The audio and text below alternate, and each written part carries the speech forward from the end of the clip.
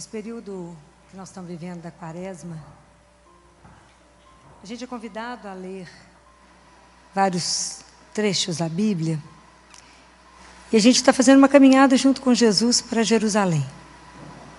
Quando a gente lê alguns trechos, a gente precisa entender qual é o sentido disso para a minha vida hoje.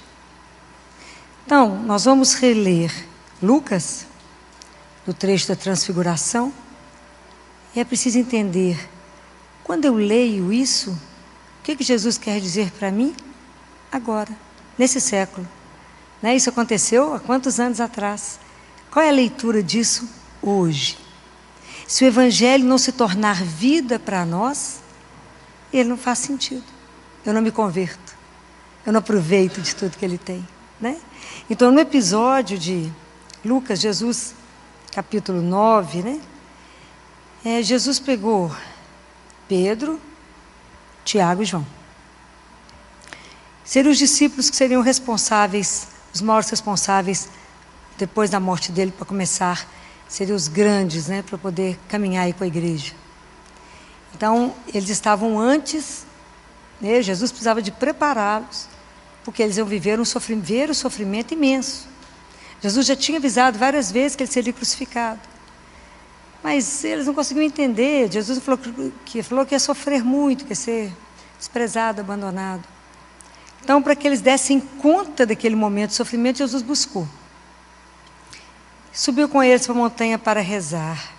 Enquanto orava, o aspecto do seu rosto se alterou, suas vestes tornaram-se de fulgurante brancura. E eis que 2 homens conversavam com ele. Era Moisés e Elias, que aparecendo envoltos em glória, falavam do seu êxodo que se consumaria em Jerusalém. Pedro e os companheiros estavam em pesado sono. Ao despertarem, viram sua glória e os 2 homens que estavam com ele.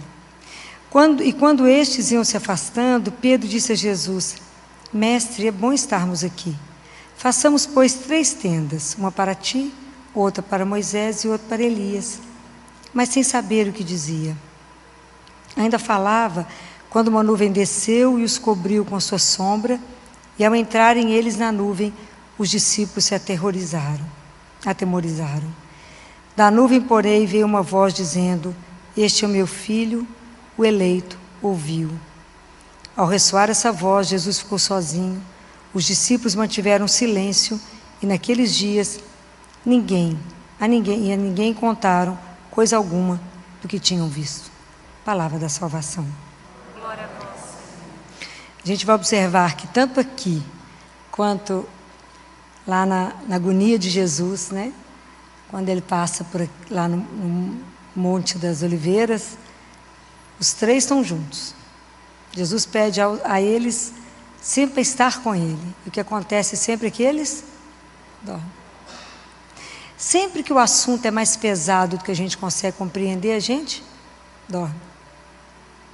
Sempre que vai chegar uma situação de maior estresse, a gente dorme. Aquilo que a gente não dá conta de acompanhar, a gente dorme. Né? Então, por isso que a gente precisa pedir a Jesus a graça de estar atento, né? De vigiar, de prestar atenção, de permanecer com Ele, né? Mesmo quando a situação às vezes é difícil. É tão interessante que a nossa caminhada, também o nosso êxodo, né? A nossa caminhada até a gente voltar para a casa do Pai, é um caminho de fé.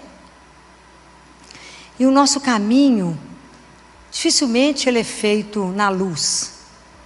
A gente anda muito mais na penumbra. E tem momentos da nossa vida que não é penumbra não, é escuro. E tem hora que não é escuro, não é preto. É preto. Mas é o caminho da fé. Que a gente caminha muito mais sem ver, apenas no ouvir. Não é assim? É assim. É na confiança, é na fé. Né? Muitas vezes é assim mesmo. Eu caminho sem saber exatamente se o pé está no lugar certo. Mas na confiança, o senhor sabe o caminho. Tudo bem. Como Pedro, a gente gostaria de fazer igual ele falou: não vamos ficar aqui em cima, senhor, está ótimo, está todo mundo aqui, está muito bom. Ninguém nesse mundo, enquanto a gente estiver aqui na terra, vai ficar no Tabor. A nossa vida é aqui embaixo. A gente até vai lá em cima, reza, volta, para que a gente possa viver a nossa missão aqui e amar o irmão com o amor que ele ama, né? Então, isso aqui tudo é uma caminhada. Quando a gente lê isso aqui, a transfiguração para nós hoje, tem duas coisas fundamentais para a nossa caminhada pessoal com Deus. Para a nossa caminhada, né? Caminhada de fé, nesse itinerário nosso, de redescobrir quem somos. E com que dignidade temos que viver pelo fato de sermos filhos de Deus. Então tem duas coisas aqui que a gente precisa aprender, não sei se vocês perceberam. A primeira é, o que Deus Pai fala? Quando Deus Pai, né, chega a nuvem, cobre os discípulos e fala, escutai-o. Jesus estava falando o que naquela hora? Nada. Jesus estava falando nada. Escutar significa obedecer. O que Nossa Senhora falou em Caná da Galileia? Quando lá no milagre das bodas de Caná, o que ela falou?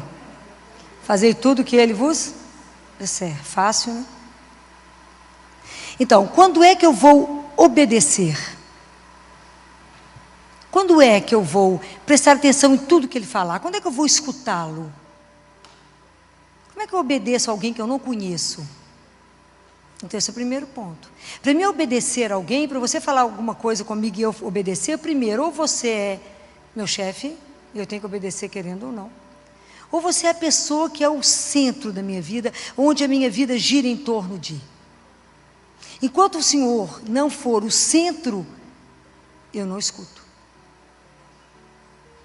Ele até fala, como ele fala na palavra, mas eu não obedeço. Até a gente entender que a obediência abrirá. Abre e abrirá todas as portas da nossa vida. E o preço da desobediência, ele não é brincadeira.